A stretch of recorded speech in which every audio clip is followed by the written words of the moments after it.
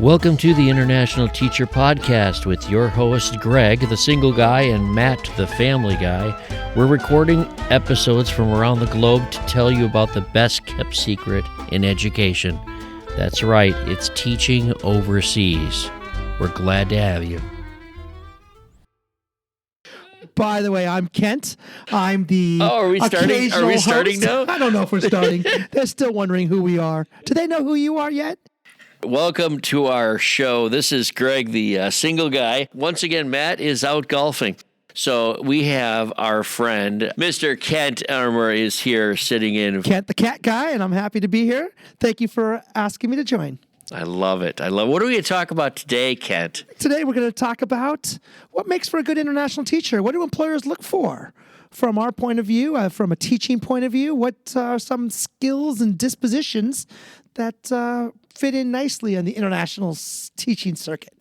You sound really official like when you talk like that. You know, it's almost like this is an official show and you're one of a team of recruiters or something, because I know pretty well that you are not a recruiter. You are a teacher. That is correct. I am a teacher, and I'm the one who usually sweeps the floor after the job fairs, not the ones doing the hiring. It's a job fair. The recruiter's ready to go home, and you're like, just a second, can I talk to you for a second? I haven't talked to anybody yet. Right now, as we record this, we're in October, and October is recruiting season, starting for international teaching. That's right. The job fairs coming up this year are looking for 22, 23. Yep. And you and I can go over a couple things from a teacher point of view, is what we think they're looking for in general for teachers overseas, right? That's right. But what kind of teachers are international schools looking for in general? And you and I have been down the block a couple times, right? Mm-hmm. Okay, for instance, Kent, you know that this year, Search Associates, you know that ISS and Search, two of the biggest ones here in the state, are already recruiting with iFairs. Okay? That is true. And we need to share a little bit in October now what we know that they're looking for in teachers, because the face-to-face job fairs, if they're going to happen, they usually start happening in December and then January and February, all throughout up until the stragglers around August or so, right before school starts. That's right. What kind of teacher you think they're looking for, Ken? That's a great question, Greg. I think, in my experience, they've always been looking for people who get along with people. I think that's one of the biggest skills is, do they fit into our school? Is this school a good fit for them? Are they a good fit for our school? Because at international schools, you tend to be around each other a lot more than in a domestic school, and you tend to interact a lot. And I think being able to get along in a group is an extremely important skill. What do you think? Go ahead and ask me now. Go ahead and ask me. What do you think is an important skill? What do I think is an important skill or an important aspect of an international teacher? What do you think is an important aspect to being an international teacher? Oh, funny you should ask me that, Kent. The first thing that comes to mind is certification. You are first and foremost a teacher. You are a certified teacher. And not in every case. Believe me, there are little schools around the world that are looking for somebody that's willing to take a quick lesson over the summer and get a certification, like an emergency or something like that. Emergency cert, they have their bachelor degree. But these big schools are the best of the best schools that are really out there, are looking for, first and foremost, it's not a vacation. It's not just to go off away from the States. I'm thinking that number one part of a fit is that they are qualified. Now, correct me if I'm wrong. I don't mean to interrupt you. You're wrong. But pretty much the price of getting in the door at these big fairs is to meet the minimum requirements for that fair. And I think that most fairs have a requirement that you're a certified teacher, have some experience domestically or internationally. What's been your experience? I mean, you can't just expect to roll into a town and walk into a fair like it's a Comic-Con. I think there's a lot of work done beforehand and behind the scenes. Do I have that correct? Can you imagine matching up a Comic-Con with a international teacher recruitment That's a school seminar? I think I want to teach at. I want to go there too. You and I need to open up our new recruiting seminar. We're going to have an international recruiting teachers weekend, and it's going to be together with Comic-Con or something like that. You mean we're not doing cosplay right now? Because look at us. Oh, did I go way off on your question? I'm so sorry. You are right, actually, Ken. You were mentioning that yes, the job fairs have basic things that you have to have requirements for, and that is usually you have a teacher certificate, you have a bachelor's degree minimum, you have a possibility of even a master's degree, you might have experience. They don't usually say you have to have 2 years experience. That's usually coming from the schools and not all schools. There are schools there that I'm case in point. I got hired without any experience, straight out of school. But those job fairs will ask you to have specific things ahead of time that sort of weeds through that the schools know that they're after quality people and they don't have to do that step. So the job fairs do that for the schools that are recruiting at the job fair. The one exception I can think of is if you're the certified teacher with the degrees and the experience and you're going to travel and perhaps you have a spouse that can also fit a role at the school, maybe they'll consider that spouse even if they're not completely certified or meet all the minimum requirements. I have seen that. That's why you're here with me, too, because you are also married. And like Matt, you are married and you have that perspective, which evens out and it balances out our show here.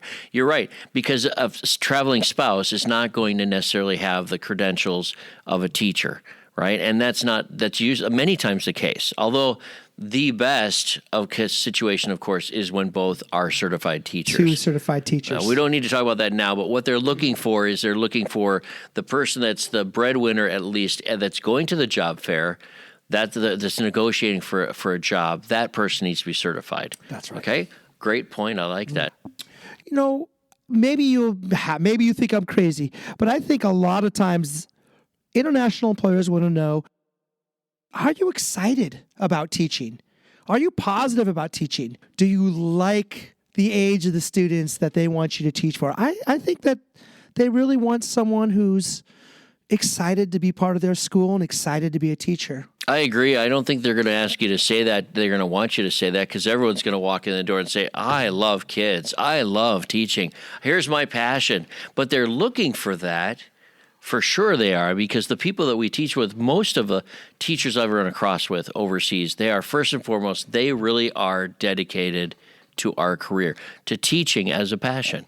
I think that's one thing that when they're interviewing you, when you're interviewing for international teaching, I think there's so much that goes into it that's not part of the questions and the answers. I think your disposition, the way you sound, your energy level, your excitement level, your positivity, I think all of those things are noticed and noted.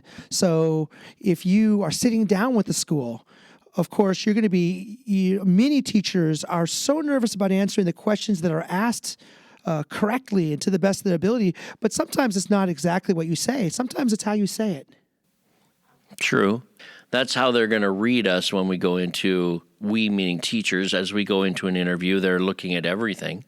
And you're right, but they are looking for the passion that goes along with loving your job, with your teaching. It's not just a travel position. It's not, you're going overseas to teach and be a part of their education program. So they need somebody that loves to do their job. They're going to talk to several people who have certificates. They're going to talk to several people who have some experience in the field.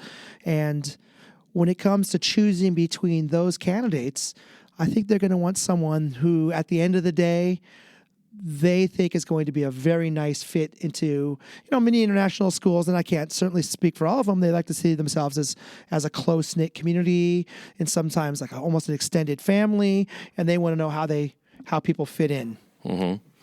And you know what I noticed here, just talking with you for a little bit, you keep mentioning the fit, the right fit. Can you talk a little bit more about what your feelings are by this word, this common language that you and I have? What does it mean by they're looking for the right fit? Well, I think fit is an interesting word because it doesn't mean that you're just a great teacher. It doesn't mean you're just someone who knows your content area. It doesn't mean that you just have the degrees or the certification or even the resume.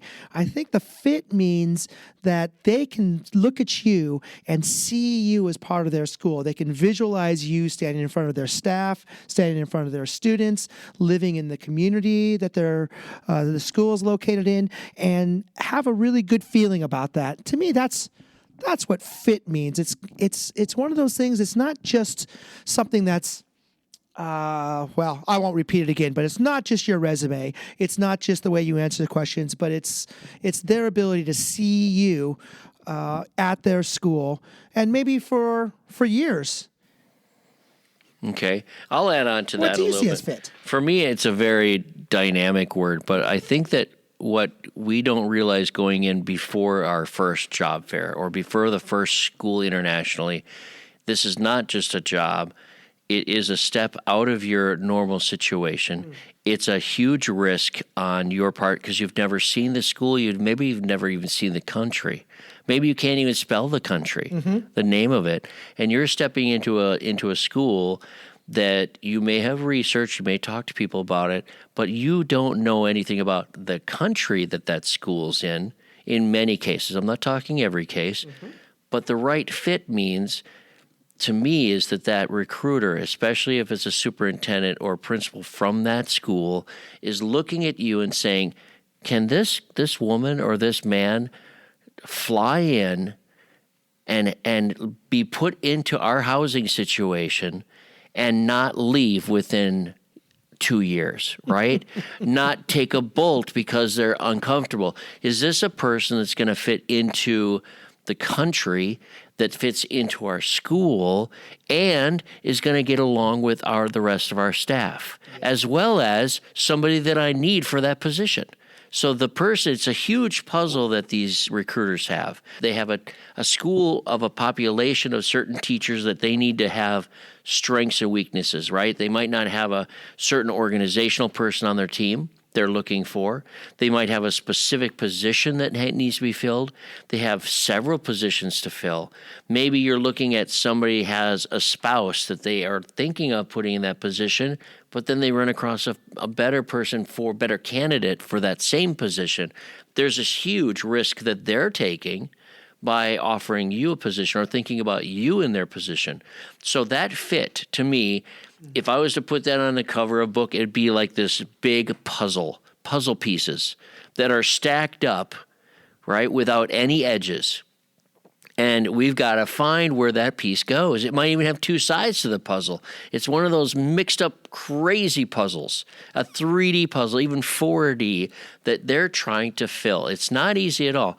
So when you walk into a recruiting situation with an international school, the risk is on your end because you haven't seen the country, you don't know anything about you're jumping into country, culture, language, all of that wrapped into one, as well as a school, and to stay there for a commitment of 2 years to follow through with that. Are you the right person for that? I'm so glad you brought up life outside of a school. There's life within a school when you go to as an international teacher, and there's the life outside the school. And I'm so glad that you brought that up.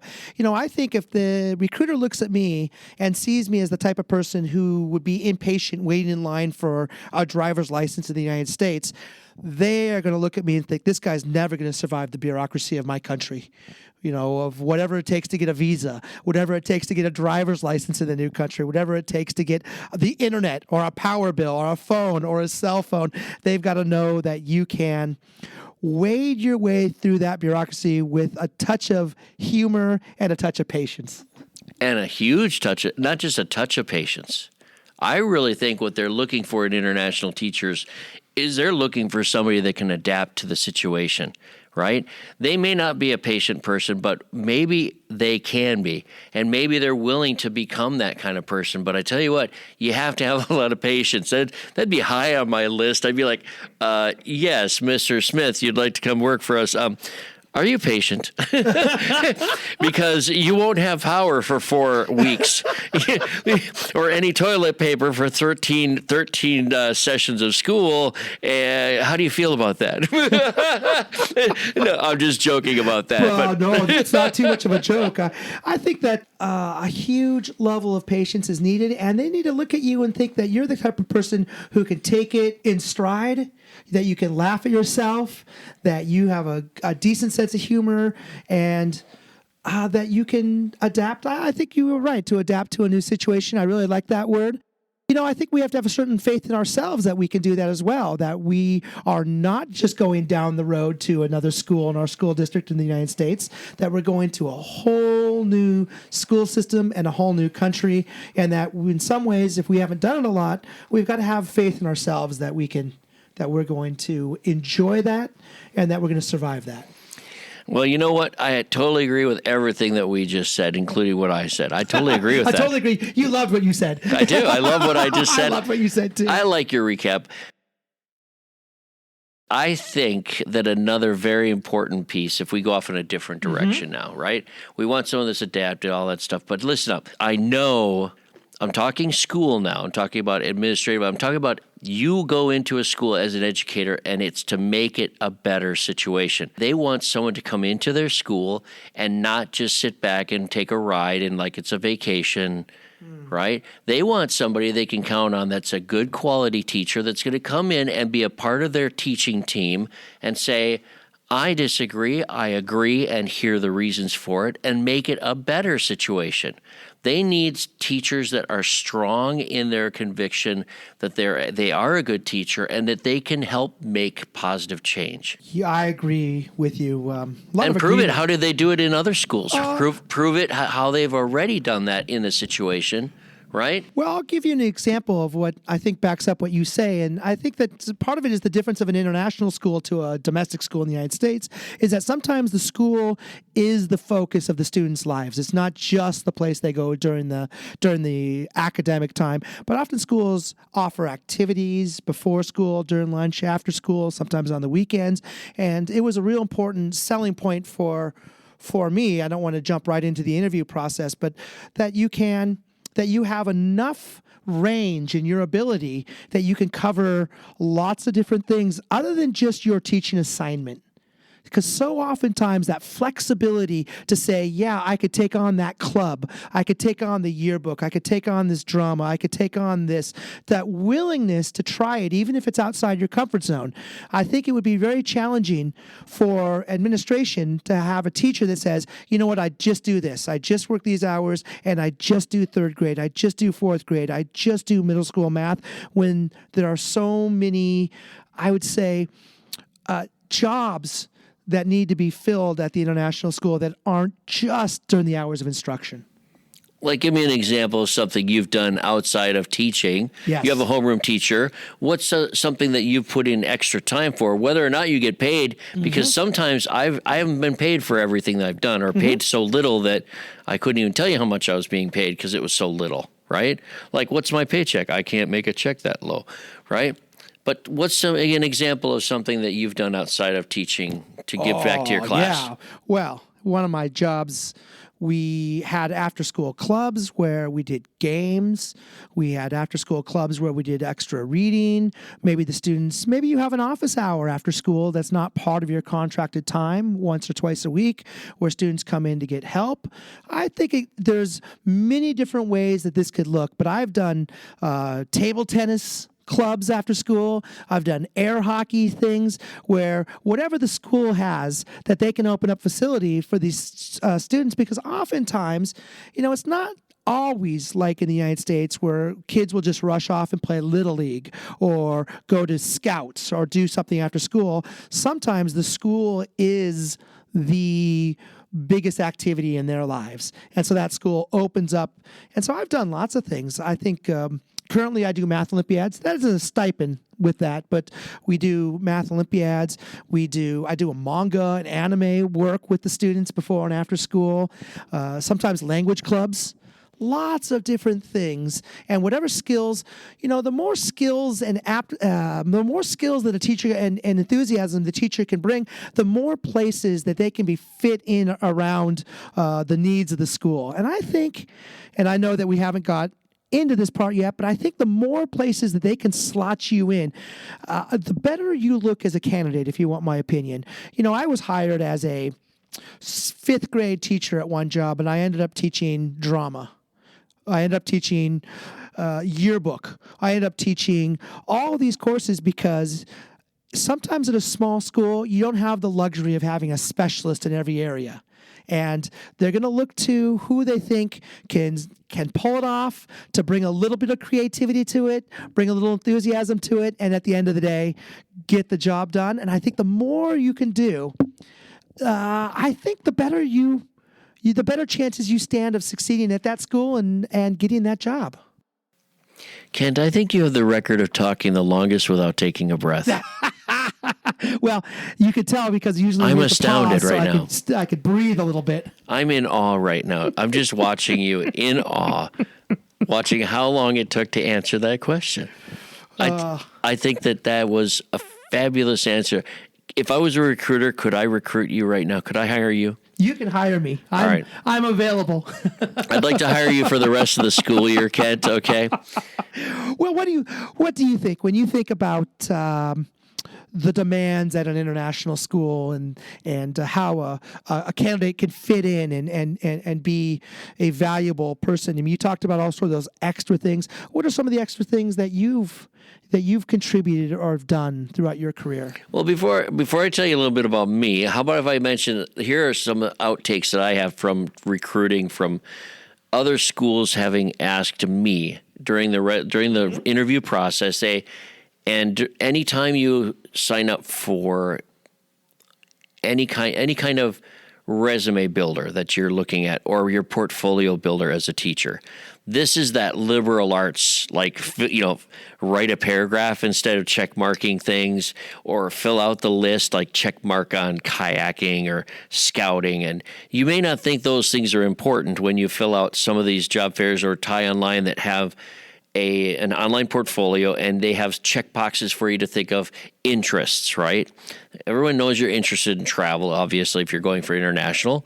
But what are your outside interests besides school? How well-rounded are you? And that's a very valid point that I never took seriously, because back in the day I was like, oh, this is that fluff part, right? Mm-hmm. They're going to hire somebody, but they want somebody that has an experience with Cub Scouting or tennis, and I love this, to promote some kind of discussion, is the way I looked at it. But after living overseas and working for smaller international schools, even the bigger international schools, they are looking for people that have experience for those things to actually share it with their student body and with their community. Because those big schools, those small schools, the international schools, tend to be a focal point for their communities. Because international schools around the globe have always wanted to be a part of their community, if not the best school in their community, and giving back to their community. It's all built into their standards and their image, right, in the international school field. It's part of that global village. They want to be, all those catchphrases, they want to be a center of attention and support for their community. So anything that I can do to give back, mm-hmm. right? So if it's a math Olympiad that I have experience teaching, then I could give that back to the school like you have, but I don't have that. So there's this myriad of things that I'd be interested in, but if I wanted to say, what have I done in the past? Well, in Cambodia, I was a soccer coach, and I wasn't just because I've played soccer, but I've actually coached before, and I have experience coaching elementary kids. We didn't go anywhere with any championships, and I wouldn't say that I don't know how much they really learned, but I was a coach, right? Was I a good coach? Who knows? But I have experience doing that, and I have experience to show my commitment in the past. Let's see what else. I don't know. I've taught scuba diving with Ron back down in Venezuela, down in Honduras. I've done after-school programs for parents with technology, my field, right? I've done lots of like parent university things at former schools where I'm training kids or parents how to do basic skills with computers on their own time in the evening. Or tutoring. I've done tutoring with different things like German and which is crazy. I've done, what's it called? I've done a couple of after-school things like Odyssey of the Mind, which was back in the day, maybe back in 2000. It was an after-school event which was all about kids problem solving. But then I've done chess club, or I've done anything. It's not just lunch. It might be lunch activities. It might be after school. It might be in the evening. It might be weekends, Lego League, right? I've done a lot of Lego Leagues before. I've done robotics offered at strange times. It all boils down to, are you willing to put in extra time, not always for a stipend that's worth talking about, but are you willing to get back into that community of that school? So that was I pulled a Kent on that one. That was a nice long answer. Well, I would hire you. Well, if you're just joining us, what we've been talking about is what makes up. And let me rephrase it. Where have you been? If you're just joining us, we are. And we're back from commercial break. Listen, we are talking about what are recruiters looking for in international teachers. So if you're a teacher and you want to go overseas and you want to go interview, or you have online interview, what are they looking for? And so far we've got commitment. They're looking for committed teachers, certified teachers, well-rounded teachers, and teachers are willing to take a risk. I'm not just going to go, Kent, by the way, I'm not just going to go into a job fair, into any interview with a school overseas and say, I love to travel, right? I'm not going to say, I love kids. Mm-hmm. How many times do you think a principal has heard something like that? Like we talked about before, it has to resonate through you in your answers anyway, no matter what your conversation is. You're not going to sit there and go, I love to travel, I love to see kids, because they're going to be like, why don't you go travel to Disney World and then travel back home? Because that's traveling and that's liking kids, right? What are they looking for? What are some more things that they're looking for, they're going to be talking to and looking for? Well, I will say the one of the challenges of hiring someone, I imagine, of someone who's in it for the travel, is when the school year starts, and I've felt this many times, is that there's always a honeymoon period where you go to someplace new and you feel like you're at someplace new. But I think once the work starts and you're up at 4:30 in the morning, it just feels like work. And so it doesn't matter. You could be in the most exotic location in the world, and you're up at 4:30 to go to work. It feels like work and not travel, which is why people even in exotic places go on vacation someplace else. You just made your own joke and you're laughing at it. I got lost. Insert humor here. I got lost on this joke. Okay, so that was your joke, but what do you mean 4:30? You don't wake up at 4:30. I wake up at 4. I wake up. I'm up early. I'm a morning person. You know, the audience. Are you an anchor for CNN or something that I don't know about? Are you kidding? I'm up before the CNN anchors. You know, I don't think you have a radio show or something at 4:30 in the morning. Oh my gosh, the morning. What do you do? The morning, and today there's extra traffic on I-5. You know, I will say that the love of travel. You know, you brought this up, and you know, I don't think it's a terrible thing to have a love for travel. You. I'm sorry. No, I didn't say there's a bad thing to have love travel. I was just going to say this, that you could. Oh, did I just blow you away? I'm sorry. I will say that, like your love of scuba diving and your love of travel, you know, that's another thing that international teachers often do. Oftentimes they lead field trips that are not just to the local zoo or to the. Did I just blow you away? But a lot of times they'll take a group of students to a whole nother country, and they'll lead expeditions and field trips. And I imagine if you haven't done this already, that sometime in your career, you can lead a group of students into a scuba diving expedition or excursion. So many different things that you haven't even thought about that, you know, experienced international schools might see things in you that you haven't even seen in yourself yet. Right. Well, like, you mean maybe be in charge of a middle school group going into the middle of the jungle for a week. That's right. Or going out maybe on a going dive into boat. Going on a dive boat, maybe going on a weekend with some new divers to an island, a remote island somewhere in Honduras, maybe. Yeah. Or maybe going skiing in the Alps with middle schoolers for like 2 weeks. That sounds great. Right? Absolutely. I think that we often get in our heads that we have to be an expert at something. Like you have to be some sort of international soccer coach before you can coach kids in soccer international school. But I think a willingness to try, and I think what you talked about, risk taking, that's a big part of it. You're willing to put yourself out there, and you really did do all those activities? Well, yeah, I have so far, yeah.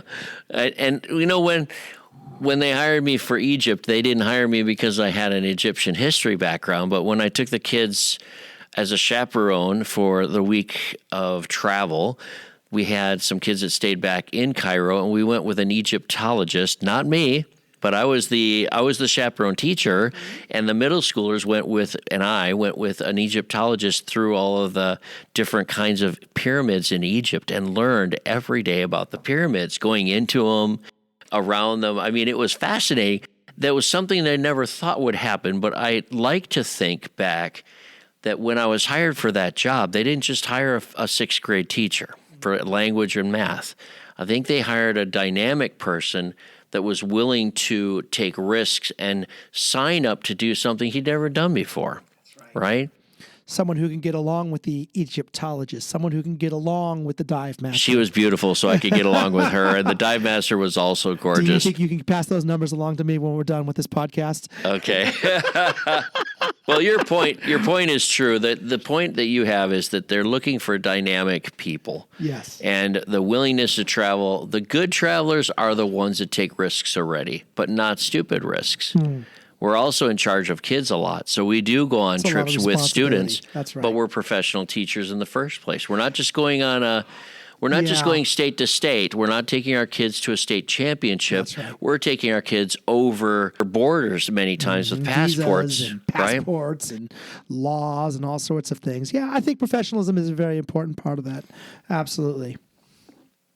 Well, you sign on the dotted line. When they hire you with full faith that you're going to be the person that they can entrust with anything. That's the investment they're making in you as a person, as a teacher, as a professional. And that's going to go straight through everything you do, right? So that's one reason why when you're in these interviews, when you're getting ready, that they're looking for a person that they can expand on. They want someone that's going to come in, and how do I explain that? I guess the recruiters are looking for solid teachers first and foremost, somebody who's willing to adapt and take on something like, hey, we've got a knitting club this afternoon and we don't have anybody to cover for it, so we need you to step in. I'm not joking you. I've been there before. They're like, Greg, we need you to do the swimming team this week. And I'm like, well, what do I teach how do I teach swimming?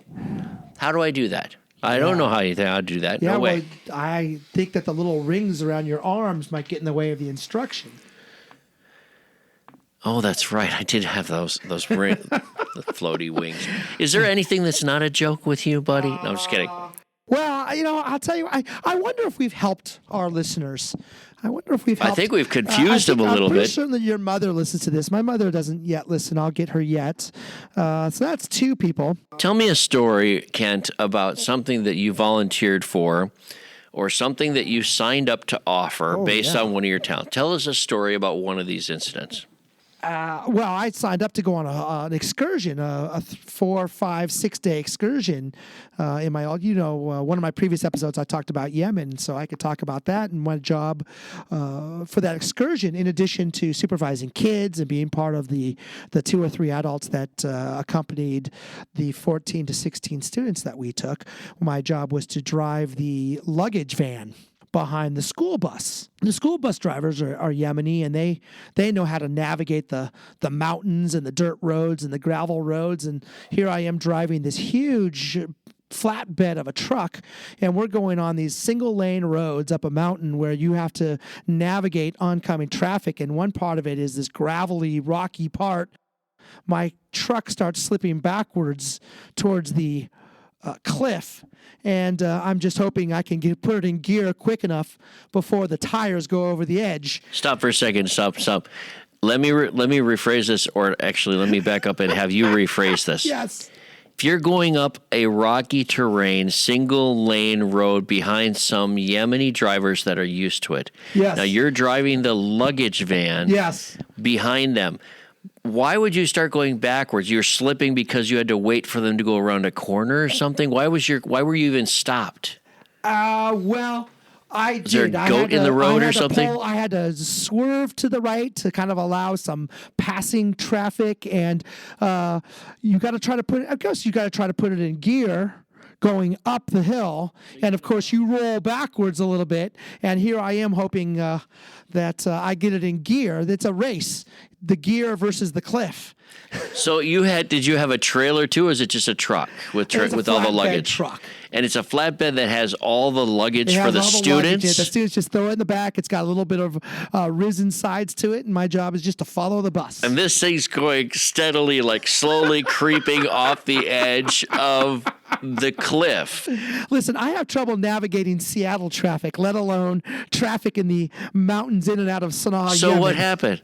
What happened with it? Did you get it into gear and survive, of course? I did survive. The luggage survived. It turned out great. But here I am signing up to teach fifth graders. Now I'm on a mountain dirt road with a flatbed truck. And I don't think that's an unusual. And I wish I could say that was an unusual experience for the international teacher, but I don't actually believe it is. I'd have to agree with you on that one. I've always been in situations where I've been surprised. I tell you that much. Mm-hmm. I think that one of the things you have to agree is that you can't know what to expect at any time overseas. Yeah. There's so many, let's call them opportunities. Opportunities. Yes. And I think if you're out there listening to this podcast, well, first of all, email us. We'd love to know someone's listening to this podcast. Email us sometime. But I hope we're helping you, and I hope you get the sense that you're signing up for something that's bigger than you in some ways, that will stretch you, that you'll grow, and you'll enjoy. I mean, hopefully you enjoy, but hopefully you get the idea that you're signing up for much more than a math teacher or writing teacher. So I volunteered once. I was asked to be Santa Claus underwater. Underwater. I was in Venezuela, and I was active with this diving group, and Nancy Gagne was in charge of the dive group that's connected with our school and our students. Is she the one whose number you're going to give me later? No, I think she's okay in Canada without you. Anyway, she says, Greg, first of all, we're going to carve pumpkins. So we went underwater, and we carved pumpkins with students with sharp knives underwater at nighttime, and decorated pumpkins underwater, etc. And after we got done with that, she said, Greg, I really need someone to dress up this year for Santa Claus. And I said, what do you mean? And Nancy, I'm an avid diver. She says, Greg, well, how about if I explain it this way? You're going to swim into this cave, and the cave shoots up probably about 40 feet inside of the mountainside, and it opens up this light. It has like the sky comes down. So what I would like to do is before the students come into the base of the cave, right where the swim through is, I want you to drop down through the light in a Santa Claus outfit, like you're coming from the sky and dropping down on them, then hand out some presents and have the kids sit on your lap for a picture, like they're going to see Santa Claus underwater. And I said, well, okay, that was wrong number one. I should not have agreed to do this, okay? I should have just stuck with the whole, like, I'll carve pumpkins, no way. Which part of this scenario made you say, oh, yeah, this sounds great? Was it the cave part? No, I'll dive anywhere. I'll dive anywhere that's warm. This is Venezuela. I love diving. The night dive is my favorite, right? I didn't know if it was going to be night or day, but anyway, the day of the dive, the day of Christmas dive, she takes me out in the boat, and I go out to the dive site, and all the kids are in a different boat following us behind, like 15, 20 minutes behind us, okay? We get out to the dive site. She points to it. She says, okay, Greg, you're going to go straight ahead to that cave. The entrance is right down there, right in front of the bow of the boat. Proceed to put on my dive gear. And all of a sudden there's this Santa Claus outfits being wrapped around my wetsuit. And it's got like Velcro down the front. And I'm like, ho, ho, ho, what the hell is going on here? I've never worn anything like this underwater. It's the angriest Santa I've ever heard. And the Santa Claus hat kept falling off my head. She says, okay, so what's going to happen is we're going to follow with the students, but you're going to be alone. Just make sure, she gave me some ideas of how to stay protected up above on the top, breathe the air inside of the cave at the top of surface, and protect myself in case the waves are crashing. And right, so that the level of the water inside the cave goes up and down, watch my head, and all these other things. She said, as soon as you see the lights of the students at the base of the cave coming into the sandy area, I want you to drop down the height of that and come down to depth and surprise all the kids with Santa Claus. And I said, okay. Well, to make a long story short, it was cold. It was December, right? And I don't wear a wetsuit usually, but I was pretty cold because I was sitting there for 30 minutes. Waiting. 40 minutes at the top of the cave at the depth is 0. I'm at sea level with the cave sort of going around me at the top. There's no sunlight in there. Just a little beam of light coming out of the ceiling. And I'm waiting and waiting. And I dip my head down once in a while and look underneath to see if I can see the lights. And it's 40 minutes. And I'm like, where the hell are the students, right? Where are they? They changed their plan. They had a pizza party down the street. They probably did. I'm shivering. I don't shiver when I dive. I'm not usually cold at all. I'm an Eskimo. I don't ice dive or anything, but I'm not a diver that usually gets cold. Yeah, this nice lady. I was shivering, man. I'm like, where the students? I had to cold. And all of a sudden, I'm like, see these lights. So I drop down, and I can't imagine what it looks like underneath. There's a big fat guy with this little Santa Claus outfit twirling out in the water, right? It's the holiday manatee. Sea cow. So I dropped down to whatever it was, 40, 50, 60 feet. I don't know what it was, where the kids are with their flashlights looking around the cave. And not one of them gave a shit. Not one of them cared. I'm sitting in the middle of the cave in the sand going, ta-da, like Santa Claus, hey. And all the kids are like, whoa, look at the cave, And they're going up and down in there. They're shining the lights. They're looking for fish. And I'm like, dude, I'm right here. I'm right here, Santa Claus. It's me dressed up like this Santa Claus outfit in the middle of the ocean in a cave. And here I am. And none of the kids are even looking at me. And I'm motioning to Nancy. I'm shrugging my shoulders with my arms out like, what? Hello? What am I doing here?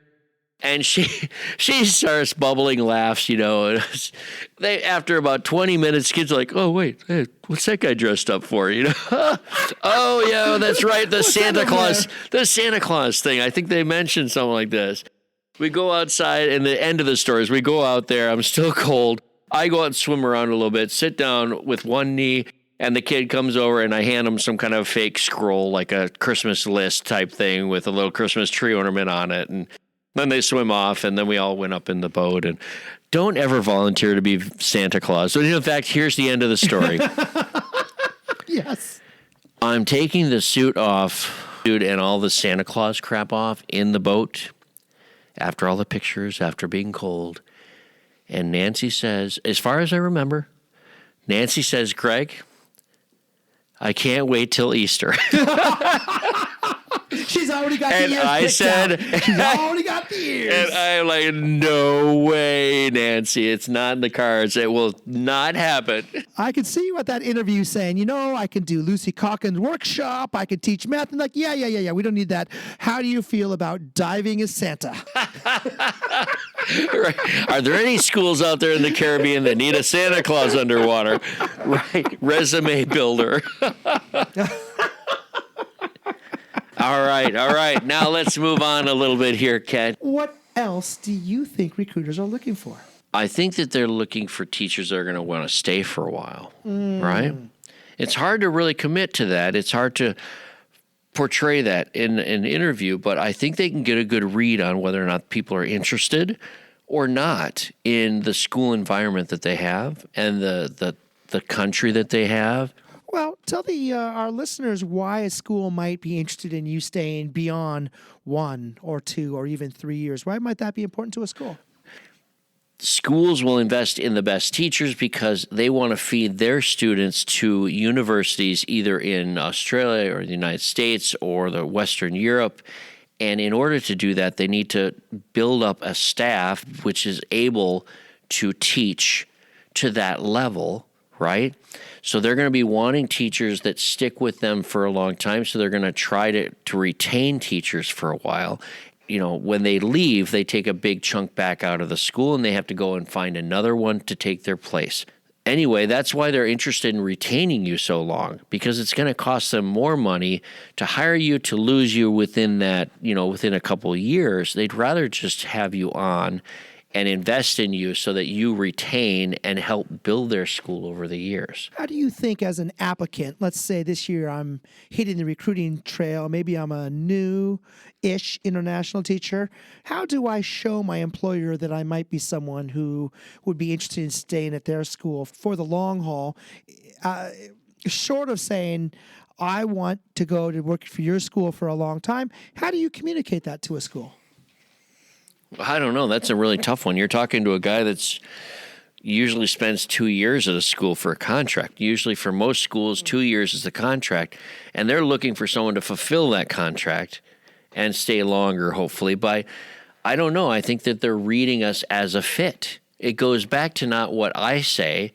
It goes back to what the recruiter is looking at and sort of fitting into their puzzle and they're doing some kind of a cost analysis of who the best fit is, right? I don't know the answer to that question, but knowing that they're looking at me as an investment makes me a little bit more willing to look into the school and research it before I go into the interview and say, I want to work for you. That's what I was thinking. I was thinking maybe show a little bit of interest in the school.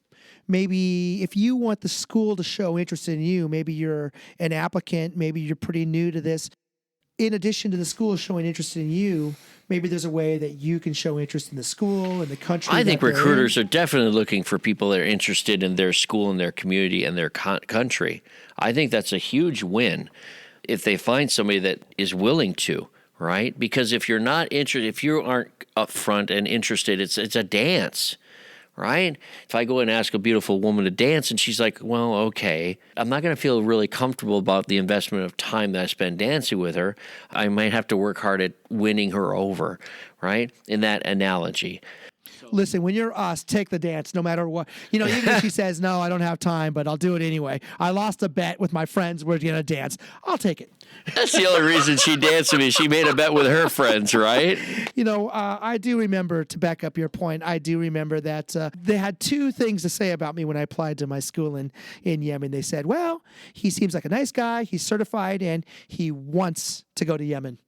And that was a huge selling point. Right. Well, sometimes there's schools that they're hard to get people recruited for.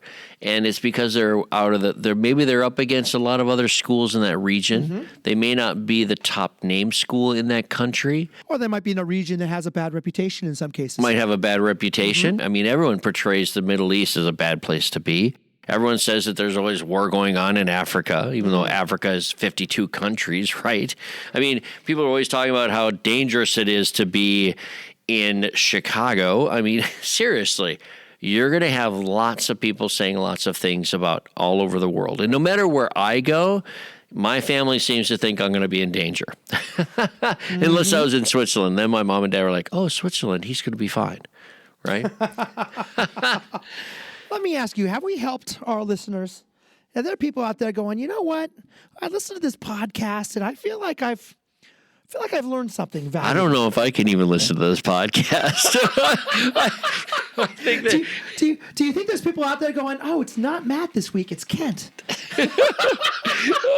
I think they're wondering, what is going on with this podcast? It's going downhill. Oh, yeah. But it is recruiting season, though. What are they saying? By episode 7, they're like, it used to be so good. Well, I think knowing what we think recruiters are after, our knowledge is based on experience over the years being at the schools, not being a recruiter, but listening to what they're talking about, right? Around recruiting time. That's right. But more than anything, it's the people that I'm with. I know that the people that I teach with are family oriented. Mm-hmm. I know that they are great teachers for the most part. Yes, that's for sure. I feel like I have to have my A game on quite a bit, right? I know I do. I think there's a lot of competition for great schools overseas. There's a lot of competition academically. So-and-so has a major, master's degree, so-and-so has a doctoral degree, so-and-so is just this person has so much experience. Be prepared not to be the best teacher. I mean, be prepared. If you're at your school now and you think, you know what, I'm the best teacher at this school, if that's possible to measure. I've never thought that. Be prepared to not be the best teacher at your international school because there are so many good ones out there. I agree. I think that there's a lot of quality teachers that go overseas. But every one of us brings something to the table. You and me, not much, but most teachers, absolutely. They're the kind of dedicated people. They're willing to put more than just a school day in. Mostly, you're going to have teachers that are signed up. They're running every program. There's always a teacher involved in this. There are so many different celebrations overseas. If you're in Asia, you're talking about Chinese New Year. You're talking about the American holidays. You're talking about local holidays. You might be talking about very specific regional holidays. And they may involve partying. They may involve a lot of travel. They might involve a lot of student activities. There's International Week is my favorite. I mean, every teacher has to work on some kind of International Week program to add to the school affair, right? You know what I mean? Yeah. These are the things that we don't always think about, but you are married to your job when you're overseas. If I hear you correctly, I hear you saying that don't expect it to be in at 8 and out at 4 every single day. Oh. If you're one of those teachers who present yourself as someone who's just in the morning and out in the afternoon, they might look. This is not office space, that's for sure. Yeah. You're not going in at an office hour of 9 o'clock and leaving at 5 every day. It's not a 9 to 5. This is marriage to your job in many ways, and it's not just educationally. It's not just the academics is what we're getting at more than anything. Is the fact that it's a lifestyle, and your school is connected to so many parts of life in the community outside of just being school. Right? It might be the chess club. It might be the dance hall. It might be where all the karate happens. It might be where all of the education for adults is happening in the evenings. They might have a university attached to it that they're using your classrooms or something. Maybe Who as knows? a teacher of 4th grade, you're working with their parents. You're right. In the evenings. And I'll tell you what, it's the perfect job for me because I'm decent. I'm good. I'm not the best in my team. I'm decent at teaching the math, the reading, and the writing, but I love teaching the chess, the manga, the anime, the math Olympiads. I love all those things. And I think oftentimes my boss will look at me and say, you know what? He's an okay teacher, but he has other things that he brings as well. I think you want to be seen that way. Well-rounded. Well-rounded. I know another thing I forgot to mention is that when you talk about teaching overseas is that I've noticed a lot of schools I've been at, like your kindergarten teachers are going to birthday parties. Your principal is going to a wedding of somebody else in the community as two parents of our school. The school board member might be having a party, inviting some staff over to it. You never know what's going to happen. I mean, the local monarchy, okay? When I worked in Cambodia, I was teaching some of the king's kids, right? Yep. Or you're teaching in Thailand and you have some royalty family, or you're teaching in the Middle East in Dubai and you have the prince's kids or something. Or the ambassador, the local ambassadors. Or the ambassadors, yes. There's tons of things going on. And they might be connected to school. You don't even know it. But you're at a birthday party. And I didn't go to my kids' birthday parties because I didn't ever want to miss one and make them feel left out, right? That was my commitment as a teacher. I never did that. Mm-hmm. But imagine there are some teachers that spend every other weekend like doing something with a family from the school because you can't separate them all the time, depending on the school. But in my experience, you can't separate school life from the rest of your life unless you really do it purposely and say, I need to do this separate from school. That's right. Which we all learn how to do overseas too, right? You want to be a part of it, show commitment, but here's my life. I have to do something else this weekend. I'm going to go 2 countries over and not see a kid, right? That's from my school. I'll tell you, my wife, she's always saying, God, it's so hard to live in a fishbowl. You know, the fishbowl where you sort of live next to the people you teach with. You sort of live next to the students you teach and their families. And my wife is like, you know what? She's like, I don't know if I love the fishbowl. And me, I'm like, I love the fishbowl. I love being a fish. I love swimming around and seeing everyone. I think I could be a fish in a fishbowl. You mean like when you go to the grocery store and there's 2 of your kids? That's exactly right. Or you walk out of your house and there's 2 of your kids. Let me tell you a quick story about the small world that we live in from our current school, right? 2 years ago, I celebrated my 50th birthday. I went to Australia. I remember. Right? Gosh, has it been 2 years already? Yeah, I go somewhere new every New Year's. Yes. And this is the first time on that continent. It's the first time that I've been in that part of the world. And I land, I go to the hotel, and within 20 minutes, I'm downstairs having the continental breakfast. I sit down, and this little girl walks up to me and goes, "Good morning, Mr. Lemoine." And I said, I just about dropped my plate, right? The fork goes flying. I've got half a mouth of food going, what? Good morning. And I'm like, what the hell is she doing here? The mother walks up and says, "Good morning, Miss Lemoine. I'm so sorry that she interrupted your breakfast." I'm like, "Oh, are you guys from Australia, or what are you doing here? You know, like Christmas vacation?" She's like, "Oh no, we live in Adelaide, right? And we're from here." I'm like, "What are the chances of this?" But the coolest thing about it was, looking back on it, is that somebody within 20 minutes of being in this country, a new continent, somebody knows me already. I'm like, oh my God. Here's one of my students. Her mom actually gave me some great advice, which I love the fact she told me this. She said, you've got to read the book by Bill Bryson about Australia. She goes, I am from Australia. I've been in Australia my entire life, and I learned more from his book than I ever learned about my country. It's a great book. And I don't remember the name of it. I'd have put it in the notes or something. First book review and our first book talk that we've had on this podcast. Bill Bryson, book on Australia. It's on my list. Welcome to the International Teacher Podcast. The International Book Talk. This is the book talk section of the show. Listen, now that you've been here for the better part of a decade, you can go to any country in the world, and now you can run into your students. And we haven't been on the podcast that long. I know we went over an hour, but a decade? Our listeners are going to definitely feel like it's been about a decade. They used to be so good. The quality's just dropped. Oh, don't shoot us down. At least half of us is still here on quality. Maybe I should just stop, introducing you as one of the podcast hosts. I suggest that the listeners email in and say, Matt, we need you back. It's Matt at AOL.com if you need him. That's not true. Don't do it. Don't send it to Matt. We don't know who that is. Right. Well, I do have to say thank you for joining our show again. It is our show. You are part of our show. And I do want to have a reunification of both you and Matt in the same podcast with me. Please have me back. I enjoy it greatly. Well, we've seen a lot of teachers come and go over the years at different schools, and there is a lot to the international teaching that they're looking for. It's hard to find the right fit, but I hope we helped a little bit and entertained a whole lot. If we helped you or entertained you, or if you even heard our voices, email us and let us know. Well, I can't until later. I have to get off the show first. Thank you for having me. Oh, okay. You're welcome. It's been great to have you on this show. I'm Greg, the single guy. I'm Kent, the cat guy. Thank you.